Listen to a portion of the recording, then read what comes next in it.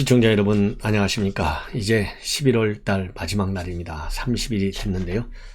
심야 방송입니다. 전옥현의 안보정론 시청자 여러분들께서요, 주변 분들과 함께 많이 공유해 주시면 정권 교체에 크게 기여할 수 있는 길이 열린다, 이렇게 판단하고요.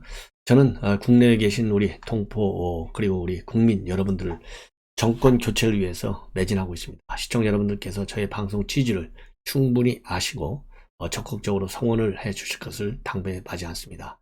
한 표가 여금합니다. 압도적으로 이겨야 되잖아요. 그래서 윤석열 후보 적극적으로 좀 지원해 주십사, 이런 말씀을 드리고요. 저 또한 내년 3월 9일 이 서초 갑 보궐선거에 출마합니다. 우리 시청자 여러분들께서 공정한 이 공천이 이루어질 수 있도록 저에 대한 많은 신뢰를 보내주실 것을 거듭 당부드립니다. 자, 이번 시간에는 이 손학규 전 대표가 결국은 출마를 선언했어요. 자, 그리고요, 지금 이제 김종인 비대위원장 더 이상 자리는 비어 있지만은 영입을 중단하겠다라는 입장, 그런 분위기가 이 쿠키뉴스를 통해서 단독으로 보도되고 있습니다. 그다음에는요, 이 김혜경 씨가 낙상 사고를 낸 이후로 JTBC 뉴스룸에 출연해서 처음으로 입을 열었습니다. 이러한 뉴스를 가지고 여러분들께 쭉 정리를 해드리도록 하겠습니다. 맨 먼저요, 이 손학규 대표가 네 번째 대선 출마를 공식적으로 선언했습니다. 누구 한 명이 이 선언문에서 말이죠, 오늘 여의도 한 카페에서 기자회견을 열고 선언했는데, 바로 이 제왕적 대통령제 폐지하겠다. 그리고 이 본인이 출마하는 것에 관해서 온갖 비난과 조롱을 안고 가겠다. 그래서 상당히 결기찬 출마를 했습니다. 자, 그리고 이번 선거는 누구 한 명이 대통령이 되면 다른 한 명은 감옥에 갈 것이라는 말이 나올 정도로 괴팍한 선거가 되고 있고, 이대로 가다가는 대한민국 미래는 어둡고, 문제는 정치인데 승자 독식, 패자 전몰의 제왕적 대통령제가 그 주범이다. 자, 그래서요, 이 제왕적 대통령제 그리고 거대 양당제는 오직 갈등과 분열, 대립, 추택만을 조장할 뿐이고, 이 대한민국의 새로운 미래는 열어갈 수 없기 때문에 제도를 바꿔야 되겠다. 그래서요, 한마디로 대통령제를 폐지하고 의회 중심의 연합정치, 이런 길을 열겠다. 그러면서요, 굉장히 특이한 것 중에 하나가, 저는 돈도 조직도 없고 화려한 공약도 없다, 캠프도 없이 광화에서 홀로 외치는 심정으로 직접 국민에게 호소하는 나홀로 대선을 한다, 이렇게 입장을 밝혔어요. 그래서 무소속으로 캠프 없는 대선을 생각한다 라고 입장을 발표를 했는데요.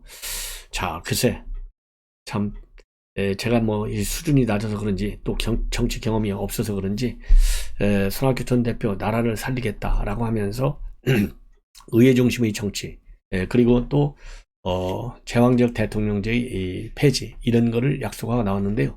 이 손학규 전 대표의 입장문 자체에 대해서는 뭐 저도 상당 부분 동감을 합니다. 자, 그런데 제가 이제 손학규 전 대표께 주문을 하고 싶은 생각은요, 누군가 한 사람이 감옥에 갈 거다라는 그런 이 괴팍한 선거, 지금 현실적으로, 왜냐하면 전부 다 사법 리스크가 큰 거는 사실이지 않습니까? 자, 그렇다 본다면 이러한 이 악순환을 막기 위해서 그리고 또 이재명 후보가 가지고 있는 인적 결함이 크잖아요. 우선 전과 사법, 홍수 욕설, 이런 것만 보더라도 누가 돼야 되겠다. 왜냐하면 지금 이 손학규 전 대표의 경우에는요, 지지율이 뭐 대단히 외람되지만 몇 프로나 나올지는 아무도 모르죠. 제가 보기에는 1% 넘기가 어려울 거라고 봅니다. 자, 그렇다면은 어차피 될 입에다가 걸음을 더 주는 것이 낫지 않겠느냐. 그래서 그 될 입이, 말하자면 입새가 대통령이 됐을 때 손학규 대표가 주장하는 제왕적 대통령제의 폐해를 줄여줄 수 있는 제도적 개선을 하도록 힘을 실어주는 것이 훨씬 낫지 않을까 하는 생각이 듭니다. 오늘 발표한 입장문을 보면요, 그동안에 손학규 전 바른미래당의 대표가 이 기회가 있을 때마다 얘기했던 그런 이 입장을 많이 담고 있어요. 그리고 이제 전두환 대통령의 빈소를 찾아서도 용서를 구하고, 또 용서하는 통합으로 나가기를 바란다. 국민이 용서하다, 용서를 해주라, 이런 말을 했거든요. 자, 그리고 또 이 노태우 대통령 빈소도 또 방문을 했어요. 그리고 또 지난 최근에 17일 날 이 진보 중도 성향의 지식인들 모임인 만민토론회가 있었는데 거기에서도 대권 없는 나라 대통령 권력의 남용을 어떻게 막을 것인가 이 축세미나에서 축사를 했습니다. 거기에서도요. 이 불행한 대통령을 만들지 않게 하기 위해서는 대통령 정치 제도를 근본적으로 바꿔야 되겠다. 이런 입장문을 내왔고 그 당시에도 제왕적 대통령제의 문제점을 많이 적시를 했습니다. 자, 이런 걸 보면요. 이미 손학규 대표는 마음적으로는 대통령 출마를 결심한 것 같아요. 그리고 오늘 출마에 앞서서 김종인 비대위원장을 만났다라는 보도가 있는데 그래서 김종인 비대위원장이 손학규 캠프에 들어가서 도와주는 것이 아니냐 이런 또 추측 보도까지 나왔어요. 근데 여기에 관해서 이 김종인 비대위원장 뿐만 아니라 국가 원로들 대여섯 분을 만났다 그러면서요. 출마하겠다는 말씀을 드리고 또 도움을 청했다. 그래서 캠프에 참여해서 도와달라는 것이 아니라 정치계의 어른이니까 대통령 후보로 출마한다라는 일종의 신고식을 한 것이다. 라는 입장을 밝혔습니다. 자, 그런데 모르죠. 지금 김종인 비대위원장 엄청 열받아 있잖아요. 그래서 느닷없이 손학규 전 대표의 이런 출사표를 계기로 해서 뭔가 또 막후 역할을 할 가능성도 배제할 수 없다. 이런 추론은 가능합니다. 자, 그렇지만은요, 제가 지금 볼 때 김종인 비대위원장 워낙 지금 열이 많이 받쳐 있기 때문에 손학규 전 대표 뭐 지지율도 별로 나오지 않고 나홀로 선거한다는데 손학규 대표 손을 잡을 가능성은 거의 뭐 전무한 것이 아닐까 하는 생각이 듭니다. 자, 그렇다고 본다면 오늘 나온 지난번에 이제 쿠키뉴스가 말이죠. 김종인 비대위원장 이제 완전히 끝났다 이런 내용의 단독 보도를 한 바 있어요. 그게 윤석열 캠프의 분위기다. 그러니까 그 보도를 보고 주접을 떨었다라고 해서 굉장한 불쾌감을 표출한 바 있어요. 그런데 똑같이 쿠키뉴스가 말이죠. 오늘은 국민의힘 이 김종인 총괄 선대위원장 자리를 없앤다. 이런 제목하에 윤석열 캠프 내 핵심 관계자의 말을 인용해서 보도했어요. 그래서 김종인 비대위원장 자리는 핵심은 뭐냐? 총괄 선대위원장 자리를 아예 없애고 청년들과 사회적 약자들이 목으로 돌리겠다. 그래 취지하에 이 단독 보도를 하고 있어요. 그런 취지로. 그래서 윤석열 후보도 참을 만큼 참았고 또 영입을 하려고 모시려는 노력도 보일 만큼 충분히 보였다. 그동안의 20여일간 세월만 보낸 것이 아니냐. 이대는 그대로 고하고 간다. 이것이 취재 단독 기사의 핵심으로 되어 있습니다. 그래서 윤석열 캠프 핵심 관계자의 언급 내용 상당히 중요한 것 같습니다. 그래서 이 내용을 쭉 한번 여러분들께 인용 보도해 드리도록 하겠습니다. 자, 이제는 윤석열 후보가 김병준 위원장을 만나서 총괄 선대위원장이 없는 선대위 구성을 논의할 것으로 보인다. 그리고요. 또 이 김병준 선대위원장 김병준 선대위원장 체제가 시작된 것으로 봐서 사실상 김종인 체제는 물 건너갔다. 그동안 윤 후보께서도 낮은 자세로 자존심을 상해 가면서 모시고자 애를 많이 썼고 지난 20여일간 헛시간을 소비하면서 여론 지지율도 많이 까먹었다. 외부에서 줏대없다는 비판도 많이 참았다. 이제 다 지난 일이다. 후보는 자기만의 세계를 찾았고 윤석열의 정치를 보여주고 싶어한다. 고인물 흘러간 물이 아니라 새로운 물이 되길 원한다. 그리고요. 김종인 위원장이 윤 후보를 과거 대선 후보였던 박근혜나 문재인처럼 본 것이 큰 착각이었다. 윤 후보는 그런 분들과는 전국 장악력이나 사태 파악력에서 본질적으로 다르다. 참고 기다릴 줄 아는 인내심이 강하지만 일단 결심하면 앞뒤 안 보고 밀어붙이는 무서운 추진력이 있다. 김 위원장의 속내를 뻔히 깨뚫어 보면서도 아무것도 모른 순진한 신입생처럼 대해주는 것도 매우 놀랍더라. 김종인 위원장을 모시려 최선의 노력은 했지만 그에게 주도권을 건네주거나 그 요구를 단 한 건이라도 들어준 적이 있는가? 없다. 이런 불만을 표시하고 있어요. 그러면서요. 이수정 교수의 공동선대위원장 영입과 관련해서도 일전에 후보가 영입 의지를 갖고 추진하다가 당내 이견이 있는 것 같아서 잠시 보류해둔 케이스로 알고 있는데 결국 영입키로 결단을 내는 것 같다라고 밝히고 있고 또 이준석 대표가 이수정 교수의 영입에 굉장히 반대했지 않습니까? 예, 그날 최고위원회 어제 회의석상에서도 반대표를 던졌어요. 그런데 이 문제와 관련해서 이준석 대표는 이대남의 관심 대상일지는 모르나 이대녀들에게는 혐오 대상이다. 이것은 지역차별 못지않게 큰 젠더 차별을 심화시킨다. 조심해야 할 부분이다. 그러면서요, 윤 후보는 이대남도 이대녀도 모두 중요하다고 존중한다. 그런 차원에서 이수정 교수의 영입은 이대녀들의 관심을 끌 수 있다고 판단한 것이다. 여기에 다가올 선거가 이재명이라는 전과 사범, 살인자 변호사와의 대결 구도라는 점에서 범죄 심리학을 전공한 이 교수의 역할은 매우 돋보일 수 있다. 그리고 선대본부장급으로 여성이 없다는 점과 신선한 새로운 인물 등 복합적 차원에서 후보가 내린 결정이다. 이제 비로소 이대남과 이대녀들의 관심을 끄는 용광로 캠프가 된 것이다. 공정이란 가치 추구에서도 후보와 이미지 매칭이 된다. 그리고요, 이 교수의 영입 문제를 지나치게 젠더 갈등으로 보면 안 된다. 그러니까 이준석의 시각을 지금 반박하는 거예요. 여성층에 대한 포괄적 관점과 이번 대선 구도가 범죄와의 전쟁 구도라는 점을 잘 봐야 한다. 젠더 문제를 정치적 도구로 삼는 정치는 오래 못 간다. 이 부분에 대해서는 진중권 전 교수의 입장이 옳다는 판단이다. 이런 지금 캠프 내 분위기를 보도하고 있습니다. 자, 이 국기뉴스 보도와 관련해서 이준석 대표가 윤 측근이라면서 익명 인터뷰하는 분, 이런 분은 이제는 대놓고 공작질을 하고 있다. 아주 정면으로 직격탄을 날리고 있습니다. 네. 그러면서요, 그래서 지금 현재 이준석 대표가 이제는 최고위원을 통해서 직접 거명 공개를 하겠다, 이렇게까지 나오고 있거든요. 그래서 이 문제가 상당히 앞으로 갈등 요인이 될 것으로 보이고, 이준석 대표가 조금 전에 말씀을 드린 대로 여기까지다 라고까지, 그렇다면 여기까지다, 요렇게 딱 한 줄을 페북을 올렸어요. 자, 그런 다음에 이모티콘 풀을 올렸습니다. 예. 그러면서요, 이 네티즌들이 그러니까 이준석 대표가 왜 이러시는지 아시는 분 하면서 당황해 오고 있어요. 그런데 이렇게 페북에 글을 올리기 전에 세종 일정에 자신이 동행한다는 사실을 전혀 몰랐다라고 하면서 이거를 대대적으로 이슈화 시킨 바 있습니다. 그래서 지금 이제 언론에서도 이거 선대위 일정에 참여하지 않겠다라는 입장 표시가 아니겠느냐, 이런 또 이 해석이 나오고 있고, 이 중대 결심, 결국은 이제 뭐 당 대표까지 사퇴하는 것이 아니겠느냐라는 보도가 나오고 있어요.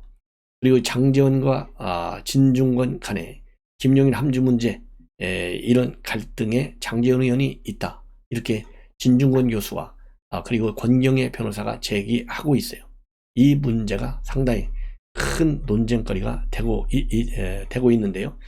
이와 관련해서 이 유창선 시사평론가는요, 뭐라고 입장을 내놓고 있냐면, 국기뉴스가 김종인과 윤석열을 떼어놓으려는 기사를 계속 내보내더라. 핵심 관계자 말이라면서 한두 번이 아니고 계속 좀 많이 이상해요. 특정인이 계속 그러는 듯. 김종인 옹도 그 기사 보틀에서 보고 화난 듯 이라고 지인 게시물에 댓글을 남겼습니다. 그러니까 김종인 비대위원장이 이 해당 댓글에 직접 최고예요를 누르면서 공감을 표시하고 있어요. 자, 이렇게 하는 걸 보면 과연 핵심 관계자가 누구인지 여러분들도 짐작을 하실 수 있고, 이 김종인 위원장이 직접 최고예요 이렇게 댓글까지 올리고 공감을 표시한 거를 보면, 이게 전부 아까 말씀드린 대로 이준석, 그 다음에 김종인 비대위원장 간에 상당한 이 공감, 즉 공감은 뭐냐, 핵심 관계자 이거 그냥 둘 수 없다라고 하는 공감대가 많이 형성됐고, 이 선대위 지금 공석으로 놔놨는데요, 선대위에 돌아오기가 상당히 점점 더 어려워지는 것이 아니겠느냐, 이런 평가가 가능한 부분이다, 이렇게 보여지고요. 자, 그렇다면 지금 이거는 이제 시사 전원에서 분석하고 있는 내용인데요. 왜 김종인 위원장이 이렇게 윤석열을 외면하느냐, 진짜 이유가 뭐냐. 그래서 이 시사 전원의 분석을 보면 장제원이나 김병준 가능성이 있다는 거죠. 그러나 그것보다는 더 심각한 이유가 있다는 거예요. 그건 바로 뭐냐, 윤석열 이 후보의 기조 그리고 태도가 김종인 비대위원장과는 케미가 맞지 않다는 겁니다. 기조가 뭐냐? 이 김종인 비대위원장은 항상 전권을 달라는 겁니다. 전권을 줬을 때 선거에서 이길 수 있고 전권을 안 주면 진다는 거예요. 그래서 전권을 달라고 하는데 윤석열 후보의 경우에는 권력이 한 군데로 모이는 것은 싫어한다. 그래서 이 견제가 꼭 필요하다 이렇게 본다는 거예요. 그래서 특히 이 통합형 선대위를 구성해야 되겠다 이런 의지가 굉장히 강하다는 것이죠. 그래서 이 김종인 비대위원장이 얘기하는 전권을 주기가 그렇게 쉽지 않다. 이것이 이제 김종인 비대위원장한테는 마음에 안 든다는 거예요. 그리고 윤석열 후보가 김종인 비대위원장한테 지금 보여주는 여러 가지 이런 사안들에 관한 입장을 보면 그렇게 진정성이 없어 보인다. 이런 또 해석을 하고 있어요. 그래서 이 진정성을 보이려면은 참고적으로 2016년도 4월달 총선에 있어서 이 민주당이 김종인 비대위원장을 모셨는데 그때 김종인 비대위원장이 당내 반발이 세니까 아예 사퇴하겠다라는 것까지 암시를 한 바 있다는 거죠. 근데 사퇴를 안 하고 끝까지 있었어요. 왜 있었느냐? 사퇴하겠다라고 하니까요. 당시 문재인 전 당시 대표가 양산에서 서울 구기동 자택을 올라와서 찾았다는 거예요. 그래서 이 자존심 상한 부분 잘 어루만져졌다는 것이죠. 그러면서 김종인 비대위원장이 문재인 당시 대표의 진정성을 믿고 사퇴를 안 했다는 것이죠. 근데 이러한 문재인 대표와 같은 진정어린 윤석열 후보의 김종인 비대위원장을 총괄선대위원장 모시려고 하는 생각이 과연 있겠느냐? 아직은 안 보인다. 이것이 시사저널이 분석하고 있는 내용으로 되어 있습니다. 자, 이 부분에 관해서는요, 우리 시청자 여러분들께서 뭐 공감하는 분도 있고 공감하지 않는 부분도 있을 것이다 라고 생각하는데요. 자, 제가 보기에는요, 김종인 비대위원장의 전권 그리고 윤석열 후보의 진심, 이 시사전을 저는 뭐 한 절반 정도밖에 공감하지 않습니다. 자, 20여일간 말이죠. 전쟁 중에 전쟁을 20여일간 사령관을 누구로 할 것이냐를 두고 전쟁 수행을 안 한다? 그거는 정상적인 사고를 한다면 불가능한 거예요.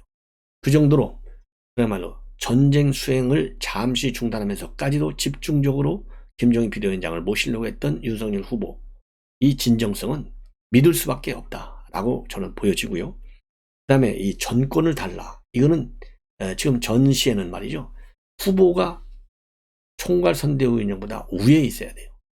최종 결정권은 후보에게 있어야 된다. 이것이 저는 민주적인 의사결정 구조라고 봅니다. 그런 점에서 본다면 전권을 달라고 하는 김종인 비대위원장의 생각이 좀 과한 것이 아니겠느냐. 그래서 사안에 따라서는 전권을 줄 그런 사안도 있겠지만은 만약에 김종인 비대위원장과 윤석열 후보 간의 의견이 다를 경우에는 결국 윤석열 후보의 의견을 존중할 수밖에 없잖아요. 왜? 최종 정말 운동장에서 뛰는 선수는 누구냐? 윤석열 후보예요. 그런 측면에서 이 시사저널의 이런 분석, 전망, 평가 여기에 관해서는 제가 조금 의견을 달리할 수밖에 없다라는 말씀을 드리는 겁니다.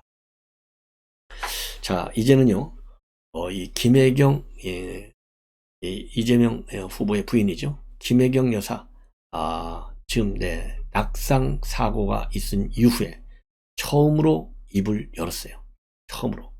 자, 그래서 나름대로 의미가 좀 있을 것 같아서 여러분들에게 좀 자세히 말씀을 드리겠습니다.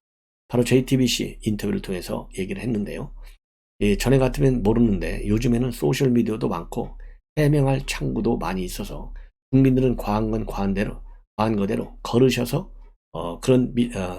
걸으신다라고 하는 믿음 때문에 지금 버티고 있다. 이런 취지로 해명을 하고 있어요.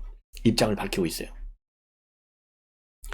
자, 여러 가지, 왜냐면 이 낙상 사고를 가지고 많은 루머가 있었잖아요. 이 김남국 의원이 밝힌 내용을 보면 무려 479건의 가짜 뉴스가 있었다. 이렇게 제보를 받고 있었다고 보도를 한 바 있어요. 그러니 뭐 얼마나 많은 그런 루머, 유언비어 또 이런 게 있었겠어요. 그러나 결국 김혜경 씨는 결국 국민들이 걸을 수 있는 능력이 있다. 이걸 믿기 때문에 별로 걱정을 안 한다. 이런 입장을 내는 거예요. 그러면서 처음에는 상처가 될 수 있고 신경도 쓰이긴 하는데 요즘 우리 국민들이 너무 현명해서 제자리로 돌아가는 시간도 빠르더라. 요즘 같아서는 별로 걱정하지 않는다. 이런 입장을 내놓고 이제 거의 다 회복이 됐고 걱정해주신 덕분에 괜찮다. 아직 SNS를 통한 직접 소통을 생각하지 않고 있고 한 번은 이제 생각해 봐야 할 것 같다. 그리고요, 이재명 후보하고 김혜경 씨가 유세 일정이 서로 다른 거 이와 관련해서는 책임감이 저한테만 있으니 불안함이 있다. 같이 다니면 사실 든든하고 좋다. 그렇지만 캠프에서 워낙 다닐 곳이 많고 만나뵐 분이 많으니까 효율적으로 하기 위해서 따로따로 보낸다.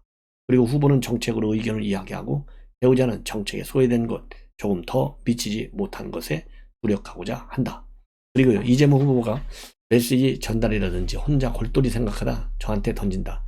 옆에 저밖에 없으니까. 그러면서요, 기본소득을 주면 어떨까라고 하면 왜 공짜로 국민에게 돈을 주나? 국민도 이런 의심이 있을 거 아닌가? 이렇게 이야기하다 보면 본인의 방어적인 논리가 세워지는 것 같다. 이렇게 의사 말하자면 이 공약 같은 거, 중요한 공약 같은 거 내놓을 때 그러니까 본인의 의견을 좀 많이 반영해주는 그런 논리적 상황을 설명하는 거예요. 그리고 젊은 분들이 이재명 후보가 그래도 낫다고 생각하는 부분이 꼰대를 인정하는 사람이라서 라며 이야기를 들어주는 자체로 좋게 평가하는 것 같다. 그리고 그렇게 많이 노력을 하고 있는 것 같다. 그리고요, 이재명 후보가 최근에 예능 프로그램에 출연해가지고 다시 태어난다면 지금 사모님과 결혼할 거냐 아니면은 대통령이 될 거냐 둘 중 하나를 선택하나 이런 질문에 대해서 저는 제 아내와 결혼하고 싶은데 안타깝게도 제 아내는 다시는 그렇게 살고 싶지 않다고 하더라. 이렇게 이재명 후보가 발언한 바 있어요. 여기에 대해서 김혜경 씨는요, 남편이 아내에게 그렇게 평가해 주는 것은 고맙고 행복한 일이다. 정치인 아내는 그 무게가 상당해서 처음에 별로 좋아하지 않았고 거부하려 했다. 이렇게 입장을 밝힙니다. 그런데 조그마한 일이 정책으로 인해 바뀌고 시민들이 좋아하고 칭찬해주고 변화하는 사회를 보니까 이렇게 하는 정치면 해도 괜찮겠다라는 생각이 요즘에 더 많이 든다. 조금 더 살아보고 다음 생에 만날지 안 만날지 결정하려고 한다. 그러면서 제가 힘든 거 아니까 미안한 마음에 그런 것 같다. 야, 조금 더 살아보고 다음 생에 만날지 안 만날지 결정하려고 한대요. 이거 되게 웃기지 않아요? 네. 그러면서 말이죠. 이제 마지막으로 이재명 이름으로 김혜경 씨 얘기가요. 이재명 후보의 배우자로서 삶보다는 본인으로서의 삶이 소중하다. 이렇게 밝히고 이재명 이름으로 제가 할 일이 더 많다면 김혜경 이름을 내세우지 않아도 좋은 일이라고 하면서도요. 첫째는 김혜경 자신의 삶이고 엄마로서 아내로서 며느리로서 딸로서 친구로서 다양한 김혜경이 정말 잘 사는 거, 다양한 김혜경의 삶이 제일 소중하다. 이렇게 강조하고요. 20대 대통령 당선자가 나오는 100일 뒤 김혜경에 대한 질문에 관해서는요. 대통령 배우자가 된다기보다도 대통령의 배우자가 되실 분에게 바라고 싶은 게 있다. 이렇게 밝히면서 사회에서 일하는 여성이 가장 많이 힘든 것 같다. 보육, 출생, 돌봄 등 여러 문제가 많기 때문에 대통령 배우자가 특별히 세심하게 배려해주는 정책을 써주면 좋겠다. 특별하게 부탁하고 싶다. 그리고 마지막으로요. 자신의 필살기 질문에 대해서는 제일 잘할 수 있는 일은 잘 듣는 것이다. 잘 듣고 공감해서 정치인 이재명에게 전달해 해결할 수 있도록 하는 것이다. 뭐 이 사전에 질문 답변이 많이 이제 오고 갔겠죠. 그렇지만은 어쨌든 질문 답변 내용이 상당히 정제되어 있다. 예, 그래서 뭐 당연히 이런 거 출연하는데 사전에 질문 받지 않겠습니까? 그런 의미 뭐라 그럴까요? 그런 질문 답변의 과정이 있을 것이다 라는 점을 염두에 두시고 한번 여러분들께서도 잘 이 김혜경 씨의 능력 그리고 이 자세 그리고 인식의 틀이 어떤지 한번 생각해 보시면 좋지 않을까 하는 생각이 들고요. 자, 송영길이가 이상한 캠페인을 제안했어요. 이재명 홍보하고 독후감을 올려라. 자, 참 얼빠지지 않아요? 그리고 민주당에서요. 당원 게시판 운영을 잠정적으로 중단했다고 합니다. 이게 뭐 지금 현재 당원 게시판이 그야말로 이제 분란이 나니까 이런 것 같고요. 그 다음에 이상희 교수가 최근에 말이죠. 기본소득 비판하면서 이재명을 축출해야 된다라는 입장문을 내놓고 있어요. 이것으로 인해서 지금 이상희 교수가 당원 자격정지 8개월의 처분을 받았습니다. 여기에 대한 대응 어떻게 할 것인지 곧 입장을 좀 밝히겠다. 이렇게 입장을 밝혔습니다. 그리고요, 이수정, 지금 이번에 논란이 많은 이수정 교수, 이준석 페미니즘과 급진주의도 구분 못한다, 이렇게 일기역을 가하고, 윤석열 후보와 관련해서는요, 페미니즘에 대한 이해도가 깊지 않다. 그래서 새가 달리면 한쪽 날개로는 안 되기 때문에 빈틈을 채우려고 영입 제의를 수락했다, 이렇게 입장을 밝히고 있습니다. 예. 그래서요, 이 구체적으로 이수정 교수 뭐라고 오늘 지금 CBS 라디오에 출연해서 밝힌 내용인데요. 본인의 영입에 대해서 명시적 반대를 언론에 발표하신 분도 계시더라. 이게 이준석이에요. 페미니즘과 레디컬리즘, 급진주의 구분을 이준석 대표가 잘 못하는 것 같다. 급진주의는 여러 가지로 부작용이 있겠지만은 제가 지금까지 이야기했던 내용은 범죄 피해자의 피해를 무시하는 형사사법제도가 돼서는 안 된다는 것이었지, 내가 피해자 중 여자들만 보호해달라는 이야기를 한 적이 없다. 개인적으로 페미니즘은 여성이 자신의 독자적인 정체감을 찾아가는 과정이라고 생각한다. 예. 자, 그리고요, 저 윤석열 후보가 과거에 건강한 페미니즘을 거론한 데 대해서도 아마도 윤 후보가 페미니즘에 대한 이해도가 깊지 않으신 것으로 보인다. 그러면서요, 그런 연유로 사실 선대위에 가야 되겠다고 생각했다, 이렇게 덧붙이고 있습니다. 그리고 이재명 후보가 과거 말이죠, 이 조카 살인 변호에 나서면서 가해자의 심신미약을 주장했지 않습니까? 거기에 관해서는요, 제가 10수년 동안 만취해서 여자를 죽인다는 것은 받아들이면 안 되는 변론이라고 주장해서도 안 된다라고 강조했다는 점을 밝히면서요, 이재명 후보에게 경악을 하게 됐다. 그런 와중에 일요일에 28일에 윤 후보 측에서 최종 결정을 해달라고 해서 선대의 합류를 결심하게 됐다고 밝혀 있습니다. 그러면서 새가 날려면 왼쪽 날개 하나만은 날 수가 없다. 국민의힘 여성정책의 빈틈을 채워야겠다는 생각이 영입 제의를 수락한 이유다라고 밝히고 있습니다. 자, 그렇게 해서요, 이제는 이수정, 논란이 많았던 이수정 후보의 입장문까지 여러분들께 소개해 드렸고, 또 이준석 이 대표는 윤석열 후보가 아직도 정치를 잘 모른다. 그래서 당이 어떻게 보완해야 될지를 고민해야만 한다. 예, 특히 여성 정책과 관련해서 이 조언이 필요하다, 이런 입장을 내놓고 있습니다. 자, 그래서 어쨌든지 간에요, 이수정 이 교수, 윤석열 후보의 이런 여성 정책 크게 기여하기를 바람하지 않습니다. 그리고 김은혜 대변인이요, 이제 영입 인사, 그야말로 앞으로 공동 선대위원장의 경우 추가 인선이 지금 진행되고 있는데, 이르면 목요일쯤 이런 분이 되셨구나 라고 할 정도의 깜짝 인사 영입 발표가 있을 것이다, 공개하고 나섰습니다. 자, 그러면서요, 정치 잔뼈가 굵은 전문가도 필요하지만은 정치와는 전혀 관계가 없더라도 국민의 현장 속에 있었던 분을 모시는 게 국민 속으로 들어가는 계기가 되지 않을까 싶어서 조금 더 참신하고 신선한 스펙을 가지신 분들로 모셔볼까 생각한다. 학력 경력과 관계없이 오로지 소통을 잘해줄 수 있는 이웃을 모시겠다는 취지다.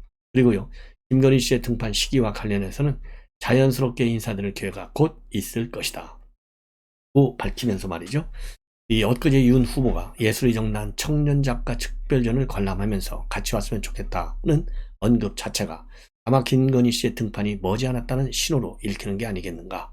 커리어 우먼이기도 하고 본인의 전공인 문화예술계나 동명상련을 겪고 있는 여성들의 많은 문제에 대해서도 적극적으로 소통하기를 기대하고 있다고 덧붙이고 있습니다. 그리고요, 윤석열 후보가 서울중앙지검장에 오른 뒤에 김건희 씨가 대표로 있는 회사의 연봉이 2배로 올랐다라고 하는 민주당 선대위 태스크포스의 이 남편 찬스 의혹 제기와 관련해서는 요즘 유행하는 말로 억가, 즉 억지로 까는 것이라고 생각한다 라면서 일축을 하고 있습니다. 그러면서요, 기업을 운영하면서 경영 성과가 생겼고 본인이 급여 등 운영비를 자비로 막아오다가 나중에 성과와 연동된 급여가 인상된 것뿐이다. 이를 남편의 지검장 취임과 연결시킨 것은 과거 고대 철학자들이 말하는 수탉의 오류, 즉 닭이 울었기 때문에 아침에 해가 뜬다 라고 정리하고 싶다고 밝히고 있습니다. 자, 시청자 여러분, 이것으로 오늘 심야 방송을 모두 마치겠습니다. 내일 아침에 좋은 뉴스로 여러분들 찾아뵙겠습니다. 우리 시청자 여러분들께서요, 윤석열 후보 그야말로 이 중도층 그리고 2030 세대의 폭넓은 지지를 받을 수 있도록 많은 이 활동을 해주실 것을 당부드리고, 그해 3월 9일 서초갑 재보궐선거 출마에 관해서도 많은 성원을 당부드립니다. 아무쪼록 편안히 주무십시오. 감사합니다.